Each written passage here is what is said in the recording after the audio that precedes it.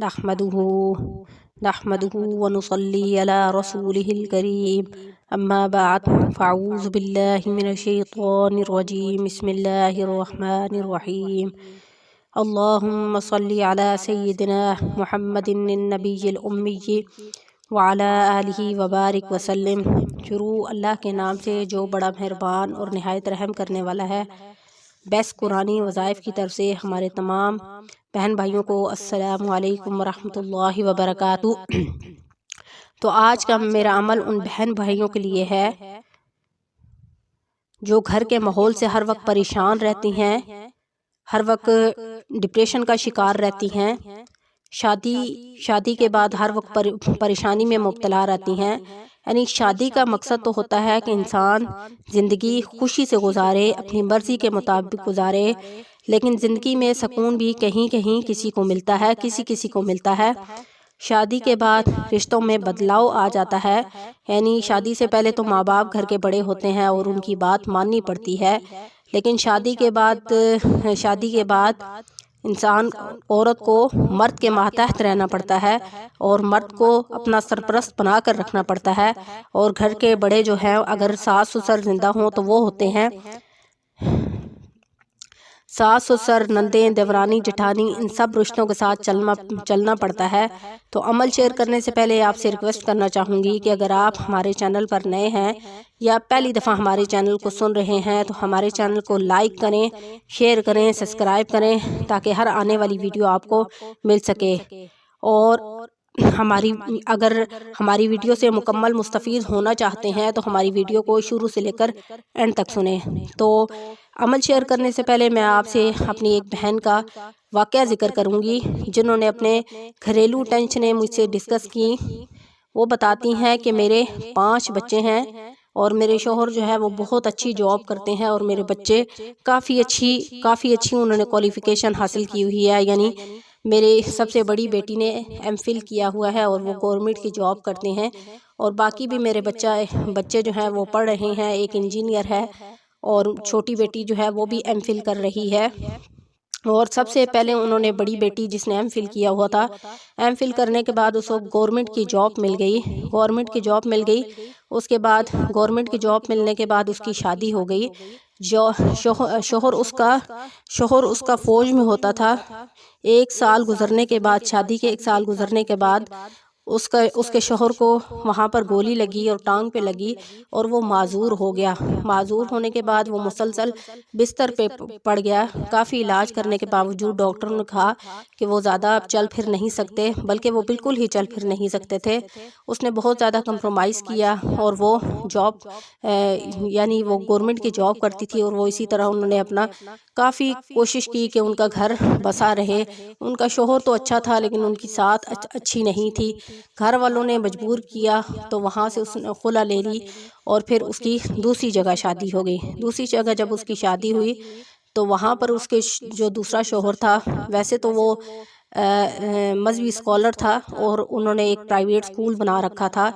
वहाँ पर उसका ससुर नहीं था, सास थी और उसकी जिठानियाँ ही थी और वो बहन भाइयों में सबसे छोटा था। और घर पर जितनी भी हुकूमत थी वो जिठानियों की और नंदों की थी और जेठ की थी, जबकि उसकी कोई वैल्यू ही नहीं थी। और ये गवर्नमेंट की जॉब करती थी, सुबह घर से जाती थी और शाम होने में वापस आती थी। अल्लाह ने एक बच्ची, उस शोहर से उसकी एक बच्ची हुई। घर वालों का रवैया बहुत ज़्यादा बुरा था, लेकिन माँ बाप के कहने पर उस माँ बाप ने कहा कि अल्लाह करीम ने आपको औलाद से नवाज दिया है, इस औलाद के सदक़े अल्लाह ताला जो है इनके दिलों में रहम डालेगा और ये इन सब का रवैया आपके साथ ठीक हो जाएगा। लेकिन काफ़ी टाइम गुजर गया, उन्होंने बच्ची भी उससे दूर कर ली। वो जब स्कूल से वापस आती तो सारे घर के काम करती, अकेली सारे घर के काम करती, जबकि जॉइंट फैमिली सिस्टम था। जेठ के बच्चे भी काफ़ी सारे थे। सारे घर का खाना पकाना, शाम को रात को सारा किचन साफ़ करके सोना, उसको आराम का टाइम भी नहीं मिलता था। वो बहुत ज़्यादा परेशान रहती थी। उसने अपने माँ बाप को बताया کہ میرے ساتھ یہ رویہ ہے۔ شوہر کا بھی اچھا رویہ نہیں تھا، وہ بھی اپنے بھائیوں کی بات مانتا تھا، اس کی کوئی ویلیو نہیں تھی، کوئی عزت نہیں تھی، بہت زیادہ پریشان رہتی تھی، روتی تھی۔ جبکہ اس کی جو ایک بچی تھی، ان کے ایک جیٹھ کی کوئی اولاد نہیں تھی، وہ بھی اس کو دے رکھی تھی کہ وہ اس بچی کو سنبھالا کرے، اس کا اس پہ کوئی حق نہیں ہے۔ وہ بہت زیادہ پریشان رہتی تھی، شوہر بھی اس کے ساتھ کوئی تعاون نہیں کرتا تھا۔ تو ان بہن نے مجھے کہا کہ آپ کوئی ایسا عمل بتائیں کہ میری بیٹی اپنے گھر میں پرسکون رہنا شروع ہو جائے، اور اس کا شوہر اس کو عزت دے اور اس کی بات مانے، اور جیٹھانیوں کا جو اس کے ساتھ برا سلوک ہے، سارا ٹائم اس سے کام لیتی ہیں، بہت زیادہ کمزور بھی ہے، اتنا زیادہ کام نہیں کر سکتی، اسکول بھی جانا ہوتا ہے، بچی کو بھی سنبھالنا ہوتا ہے، جبکہ وہ خود سارے کوئی کام نہیں کر سکتی۔ لیکن میری بیٹی جو ہے وہ کمزور دل کی مالک تھی، وہ ان کے سامنے کچھ بولتی بھی نہیں تھی۔ پھر ان بہن نے یہ سارا معاملہ مجھ سے کہا کہ آپ کوئی ایسا مجرب وظیفہ بتائیں کہ اس کے گھر والوں کا رویہ اس کے ساتھ اچھا ہو جائے، اور اس کا شوہر جو ہے وہ اس کے ساتھ اچھا برتاؤ کرتے، حتیٰ کہ شوہر جو ہے وہ اس کے قریب بھی نہیں آتا تھا، یعنی اپنی بیوی سے دور رہتا تھا۔ اس کے جیٹھ اس کے ساتھ بہت زیادہ برا سلوک کرتے تھے، حتیٰ کہ بیچ میں جب میاں بیوی کا جھگڑا بہت زیادہ بڑھ گیا تو وہ ناراض ہو کر، اس کی بیوی ناراض ہو کر گھر آ گئی۔ جب وہ گھر آ گئی تو اس کے جیٹھ نے کہا اپنے بھائی کو کہ اس کو طلاق دے دو، ہم تمہاری دوسری شادی کروائیں گے۔ کافی ٹائم جب وہ گھر بیٹھی رہی تو اس کے شوہر نے اس کو ایک طلاق دے دی، باقی 2 طلاقیں نہیں دی تھی، لیکن جب اس کو ایک طلاق دے دی تو اس نے دوبارہ اپنی بہت ساری آنٹیاں تھیں اور اسکول میں جو اس کے ساتھ ٹیچریں تھیں، انہوں نے اسے مجبور کیا کہ آپ کی پہلے بھی ایک دفعہ شادی ہو چکی ہے، آپ کا شوہر معذور ہو گیا تھا، اب آپ کی دوسری جگہ شادی ہو رہی ہے، تو آپ کوشش کریں تاکہ آپ جو ہے اپنے اس رشتے کو نبھائیں۔ آپ کی بچی جو ہے، آپ کی بچی کون پالے گا، آج کل اتنا مشکل ٹائم ہے، آپ اپنی بچی کے خاطر کمپرومائز کر لیں اور آپ دوبارہ رجوع کر لیں۔ تو ان کے کہنے پر میری بیٹی نے جو ہے اس کے ساتھ دوبارہ رجوع کر لیا، اپنے شوہر کے ساتھ رجوع کر لیا، اور وہ والدین کو ناراض کر کے چلی گئی۔ لیکن اس کے باوجود بھی شوہر کا رویہ اتنا ٹھیک نہیں تھا، ماں باپ بھی ناراض ہو گئے تھے کہ تم نے کیوں ایسا کیا، تم نے نہیں جانا تھا، لیکن وہ اپنی بچی کی خاطر چلی گئی کہ میری بچی پر باپ کا سایہ قائم رہے۔ پھر اس کے بعد میری ان بہن نے تمام معاملات مجھے بتائے، اور انہوں نے مجھے بتایا کہ آپ کوئی ایسا مجرب وظیفہ بتائیں تاکہ ان کے گھر کے حالات بھی ٹھیک ہو جائیں، گھر والوں کی یہ جو ٹینشنیں ہیں، یہ جو اس کے ساتھ برتاؤ کرتے ہیں، تاکہ وہ اس کے ساتھ اچھا برتاؤ کرنا شروع ہو جائیں۔ آپ کو پتہ ہے کہ گھر والوں کا جو ماحول ہوتا ہے انسان کی صحت پہ بڑا اثر انداز کرتا ہے۔ اگر کوئی شخص بھی آپ کے ساتھ اچھے رویے سے بات کرے گا، اچھی میٹھی زبان سے بات کرے گا، تو آپ کی صحت کے کتنا اثر پڑتا ہے، لیکن اسی طرح اگر کوئی آپ کے ساتھ برا رویہ رکھتا ہے، برا برتاؤ کرتا ہے، یا اچھے رویے سے آپ سے بات نہیں کرتا، تلخ کلامی کرتا ہے، یا بات بات پر طنز کرتا ہے، تو ظاہر ہے آپ کا اس چیز کا آپ کی صحت پر بہت زیادہ اثر پڑتا ہے۔ تو پھر میں نے ان بہن کو یہ وظیفہ بتایا کہ آپ اپنی بیٹی سے بولیں وہ یہ وظیفہ کریں، تو انشاءاللہ اللہ کریم جو ہے اس کے شوہر کو ہدایت عطا فرمائیں گے، اور وہ اپنی بیوی کی عزت بھی کرے گا اور اس کا خیال بھی کرے گا۔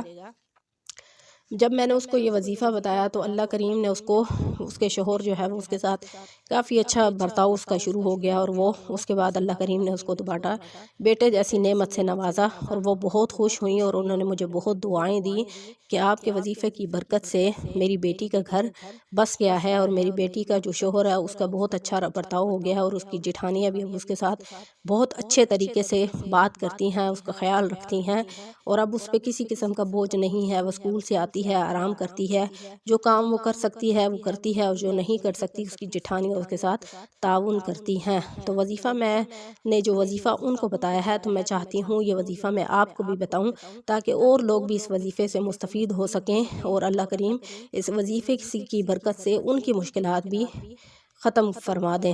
تو وظیفہ یہ ہے کہ کوشش کریں کہ آپ نماز ادا کریں، ٹھیک ہے، 5 وقت کی نماز ادا کریں، اور آپ نے یہ جو وظیفہ کرنا ہے آپ کوشش کریں باوضو حالت میں کر سکتے ہیں تو زیادہ اچھا ہے، اگر آپ بے وضو ہیں تو تب بھی کوئی حرج نہیں ہے، لیکن اگر سونے سے پہلے اگر باوضو حالت میں سوئیں تو آپ کو پتہ ہے اس کا بہت بڑا ثواب ہے۔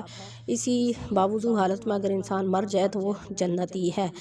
تو آپ نے کرنا یہ ہے کہ رات کو سونے سے پہلے جو میری بہنیں یا مائیں یا کسی کے گھروں میں ایسی ٹینشنیں ہیں، کوئی بیٹیاں ہیں ہماری، بہنیں ہیں، مائیں ہیں، اگر وہ گھریلو ٹینشنوں میں ہے، گھر میں ایسا ماحول بنا ہوا ہے کہ وہ اس سے اتنی زیادہ تنگ ہے، تلخ کلامی ہے، گھر میں بات بات پہ جھگڑے ہوتے ہیں، تو وہ ان تمام میری بہنوں اور ماؤں اور بیٹیوں کے لیے وظیفہ بہت ہی مجرب وظیفہ ہے۔ یہ اللہ کریم کا صفاتی نام ہے۔ آپ نے کیا کرنا ہے کہ رات سونے سے پہلے اس کو 101 مرتبہ اس کا ورد کرنا ہے، ٹھیک ہے۔ اس اللہ کریم کا یہ صفاتی نام ہے، آپ نے اس کو رات سونے سے پہلے اس کا ورد کرنا ہے، اور اول آخر جو ہے 11 مرتبہ درود ابراہیمی پڑھنا ہے۔